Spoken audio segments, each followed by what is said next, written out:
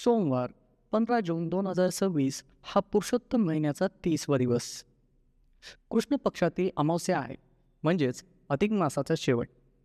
चंद्राची घट्टी कला म्हणजेच क्षयतिथी असल्यामुळे कृष्ण पक्ष 15 दिवसांचा आहे. चंद्र सकाळी 8:40 मिथुन राशीत प्रवेश करेल.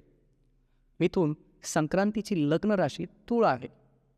विशेष म्हणजे भारताची स्वातंत्र्य कुंडली आणि मिथुन संक्रांती 2026ची कुंडली या दोन्हीही कालसर्पयोग कुंडली आहेत. मंगळाच्या महादशेत शनीची अंतर्दशा 25 मे 2026 ते 25 जुलै 2026 पर्यंत चालेल. प्लुटो आणि सूर्य चंद्र बुध षडाष्टक योगात आहेत. राहू आणि गुरु शुक्र षडाष्टक योगात, शनी नेपच्यून आणि केतू षडाष्टक योगात आहेत.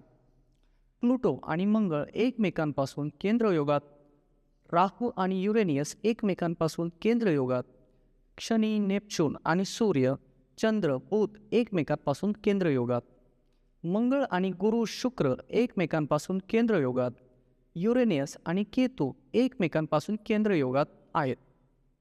शनीची तिसरी दृष्टी वृषभ, 7वी कन्या आणि 10वी दृष्टी धनुराशीवर आहे. मंगळाची चौथी दृष्टी कर्क राशीवर, 7वी तुळा आणि 8वी धनुराशीवर आहे. भारताच्या स्वातंत्र्य दिनाच्या कुंडलीत आणि मिथुन संक्रांतीच्या कुंडलीत शुक्र व त्याच्या 2 राशी वृषभ आणि तूळ पीडित आहेत. गोचर काळात 8व्या भावाचा स्वामी आणि त्याची राशी धनु पीडित आहेत. किनारपट्टीच्या भागात उच्च किंवा कमी दाबाचे पट्टे तयार होतील, ज्यामुळे जोरदार वारे वाहतील. अचानक ढगफुटी सदृश्य पावसामुळे एखादं धरणफुटीसारख्या घटना घडू शकतात, ज्यामुळे नद्या आणि ओढ्यांना पूर येऊन जीवितहानी, मालमत्तेचे नुकसान आणि दळणवळणाच्या समस्या निर्माण होतील.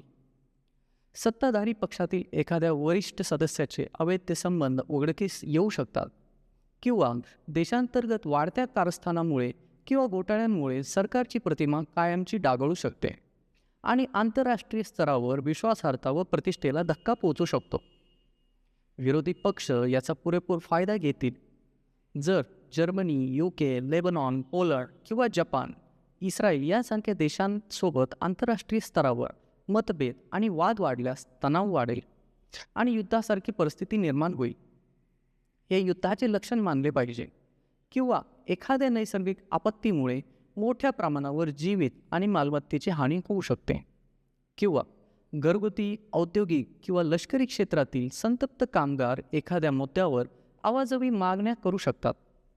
कामगारांच्या आंदोलनाच्या पद्धतीमुळे मोठा गदारोळ निर्माण होऊ शकतो व सरकारला माघार घेऊन कामगारांच्या मागण्या मान्य कराव्या लागतील. उदाहरणार्थ 10 मे 1857 रोजी झालेल्या भारतीय स्वातंत्र्य युद्धादरम्यान मजूर, शेतकरी, कारगीर आणि सर्व वयोगटातील लोक ब्रिटिशांविरुद्ध खांद्याला खांदा लावून लढले.